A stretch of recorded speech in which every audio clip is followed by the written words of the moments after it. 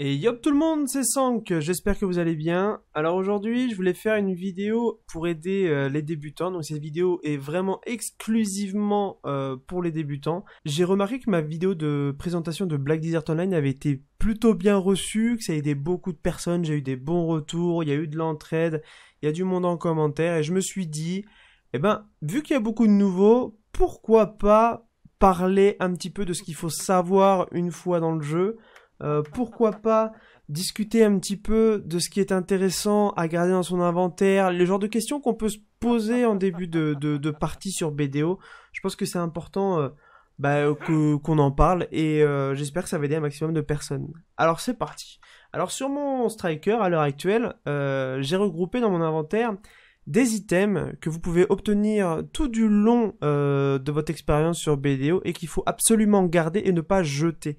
Je vais aussi vous apprendre à vous repérer au niveau des items qui se vendent au PNJ, mais aussi des items qui se vendent plutôt en HDV. C'est très simple. C'est tellement simple que ça en devient bénin en fait pour un joueur expérimenté, mais un nouveau joueur, il y a tellement de trucs à savoir que c'est toujours des bonnes informations à prendre en fait cette vidéo. Voilà, ça va être ça. Alors c'est parti.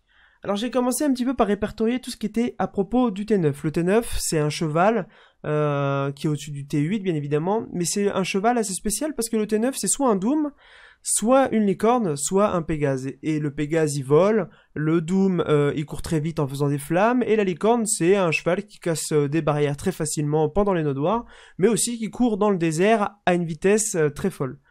Donc en gros ça c'est les ressources qu'il faudrait garder. Vous pouvez les vendre. Vous pouvez les vendre en début de jeu, vous pouvez les vendre, mais si vous souhaitez quand même vous intéresser quand même pas mal à l'élevage, c'est bien de les garder. Ensuite, on a les sauts du chasseur. Alors les sauts du chasseur, c'est quelque chose que vous obtenez en général en faisant des boss. C'est les boss que tu prends avec l'esprit occulte. Quand tu finis des quêtes, en général, tu as des boss à la fin que tu peux faire tous les jours ou une fois par semaine. C'est très intéressant de les faire parce qu'ils peuvent faire drop des parties d'armure ou d'armes qui peuvent vous aider. Et en même temps, ils vous font drop des sauts du chasseur. Et les sauts du chasseur sont très très intéressants parce que comme on voit à l'heure actuelle sur mon écran, les sauts du chasseur, ils permettent d'avoir des pierres d'armure et des pierres d'armes. Et ça, c'est très très important en début de jeu et même en fin de jeu. Donc bien les garder, ne pas les jeter et aller les échanger au PNJ affichés dans les sources d'informations. Voilà. Les pierres noires, évidemment, on vient d'en parler, il faut les garder, c'est très important. Évitez de les vendre, ça vous servira toujours, que ce soit pour augmenter vos stuffs en tant que débutant, ou pour monter vos stuffs quand vous serez beaucoup plus expérimenté. Ça vous permet de créer des pierres noires magiques concentrées armure. Par exemple, là, on a la pierre noire d'armure, on les drop, on les garde. On drop aussi des éclats de cristal noir dur, on les garde. Et quand on les assemble à deux, en appuyant sur L et en faisant, il me semble, chauffage, on obtient pierre noire magique d'armure. Et ça, c'est super important parce que, en gros, les pierres noires, elles vous servent d'up plus 1 à plus 15. Donc là, c'est pour les armures, là, c'est pour les armes. Et une fois que vous avez dépassé le plus 15, les pierres noires ne servent plus à rien à part si on les fait passer à l'étape d'au-dessus. Et c'est là qu'entrent en jeu les éclats de cristal noir dur et les éclats de cristal noir tranchant. Et en assemblant les deux avec le chauffage, c'est là qu'on obtient les concentrés. Et les concentrés vous servent à passer prix, duo, tri, tête et peine. Ensuite, on a les auras latentes des boss. Donc là, il me manque nous verts, elles sont jaunes normalement. C'est quand vous faites les World Boss, vous obtenez obligatoirement des auras latentes, et que lorsque vous avez 100 auras latentes, vous obtenez une boîte avec par exemple une dent des lions pour Karanda dedans, vous obtenez Xarka au bout de 100 auras latentes de Xarka. C'est-à-dire que vous allez avoir les 100 premiers, donc par exemple je vais avoir, imaginons, là il me manque 50 auras latentes de Xarka, j'atteins les 100, j'échange mon coffre, j'obtiens une arme de Xarka, je l'ouvre sur le personnage que je veux, comme ça la Xarka correspond à mon personnage, et ensuite je continue à stacker les auras latentes pour les échanger contre des fragments de mémoire. Les fragments de mémoire, on va y venir plus tard, ils sont juste ici, et ça faut les garder absolument. Ensuite, on a les poussières d'esprit ancien. Donc on voit prix de vente tout en bas 3000. Il faut absolument pas les vendre. Elles, il faut les assembler avec des pierres noires. Hop, comme ceci. On les assemble avec des pierres noires, donc soit d'armes, soit d'armure, en faisant, il me semble, alchimie simple sur elles toujours. Et on obtient des pierres de Caphras. Alors les pierres de Caphras, dans un premier temps, vous allez peut-être pouvoir les vendre. C'est-à-dire que les Caphras, ça vous sert à augmenter, par exemple, imaginons, j'ai une arme en tête, elle me donne, je dis une connerie, hein, j'ai une arme en tête, imaginons, elle me donne 70 PA, ok? Je vais mettre un niveau de Caphras sur ma Xarka, avec par exemple, 120 pierres de Caphras, ça va me donner 71 PA du coup. Et ainsi de suite, je vais pouvoir continuer à évoluer, et ainsi passer un pen à un moment donné. Mais il faut un nombre astronomique de pierres de Caphras. Du coup, ça sert en général à augmenter un petit peu son gear en attendant d'avoir du pen. Donc, que ce soit les pierres de poussière d'esprit ou les Caphras, je vous conseille de les garder. Mais si vous êtes débutant et que vous avez des pierres de Caphras, pourquoi pas les vendre au début, mais à un moment donné, sachez vous arrêter et les garder. Ensuite, on a les fragments de mémoire. Au début, les fragments de mémoire, ils vont vous servir absolument à rien. Les fragments de mémoire, c'est uniquement pour les stuffs de boss. Les fragments de mémoire, ils vous servent tout simplement à réparer vos items. Un fragment de mémoire lui donne un Dura. C'est-à-dire que, imaginons que j'ai une Exarca. Une Exarca, ça coûte 90 millions, il me semble. Eh bien, je vais monter ma Exarca. Les enchantements vont foirer. Je vais perdre 10 de durabilité à chaque fois. Du coup, pour la remonter à 100 de durabilité, je vais devoir utiliser 100 fragments de mémoire. Par contre, si vous montez une arme verte, n'utilisez pas de fragments de mémoire, surtout pas.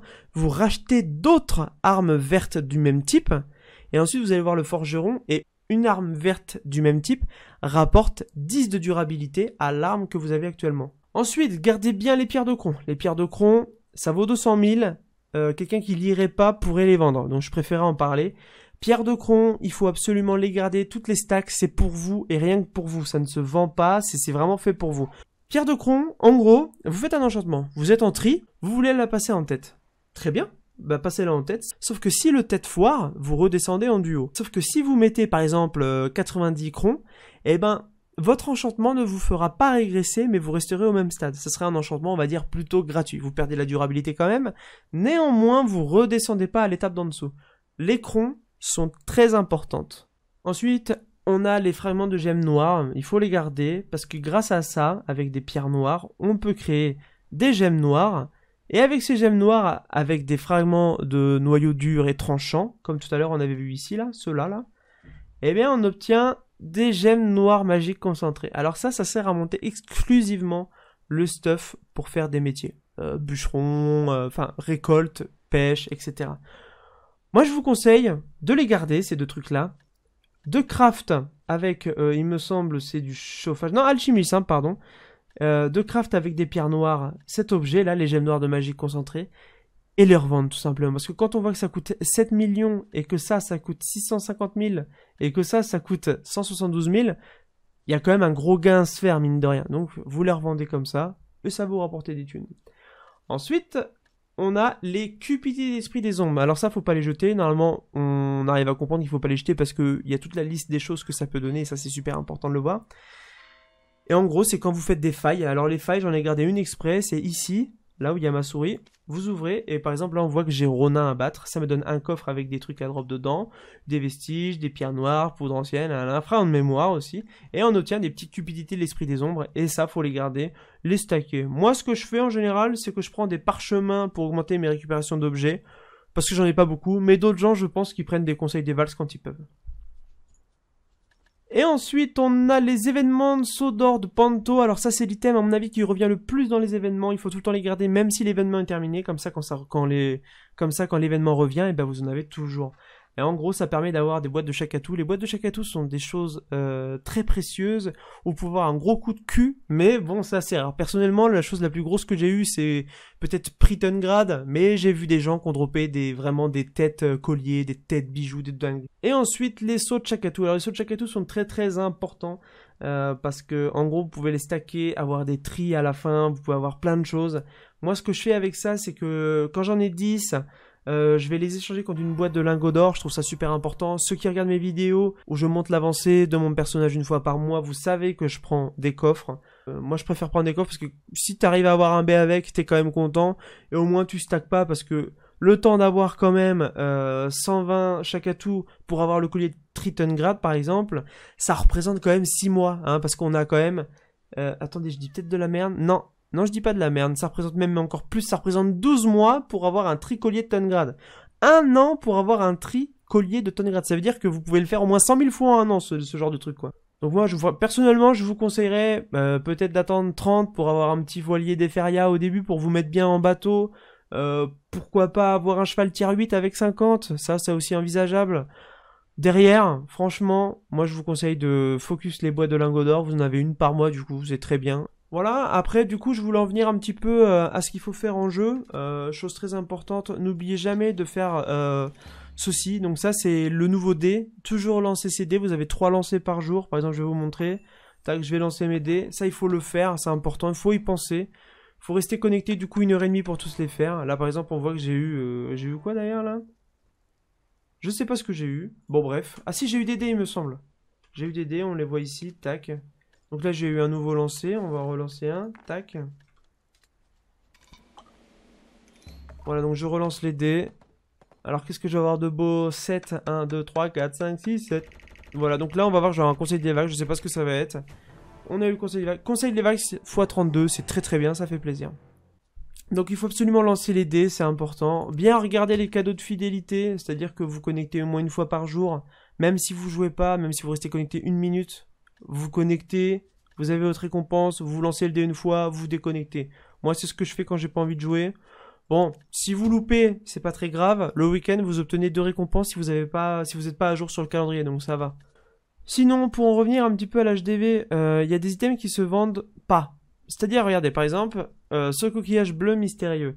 On voit prix de vente 100 000. Quand on voit marqué prix de vente tout en bas, c'est que c'est pour les PNJ. C'est un item qui est à vendre pour les PNJ et uniquement pour les PNJ. Il y a d'autres trucs qui se vendent comme ça, des choses qui sont faites exprès pour être vendues comme ça. Par exemple, l'épée dorée, le clolacanthe doré, par exemple, il y a beaucoup de choses, il y a beaucoup de choses. Et en gros, vous allez les vendre à 5 millions à un PNJ, c'est fait pour ça.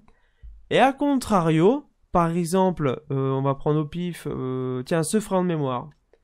Le frein de mémoire, on voit qu'il est invendable tout en bas pour les PNJ. Mais en haut, on voit le prix du marché. Et le prix du marché, ça correspond à l'HDV. Vous allez avoir un item qui va se vendre 300 000 au PNJ. Vous allez faire cool, je vais en mettre plein les poches, c'est parti.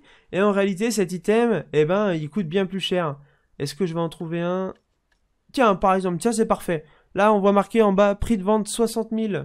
Donc ça, c'est le PNJ. Et si on regarde en haut, prix du marché écrit du coup en gris, on voit qu'il y a marqué 1 440 000. Et là, quand même, on voit une grosse différence, quoi. Bon, bah, j'ai fait le tour de ce que je voulais aborder durant cette vidéo. Merci de l'avoir regardé. J'espère que vous avez appris quelques trucs. C'était Sank. Abonnez-vous. Ciao!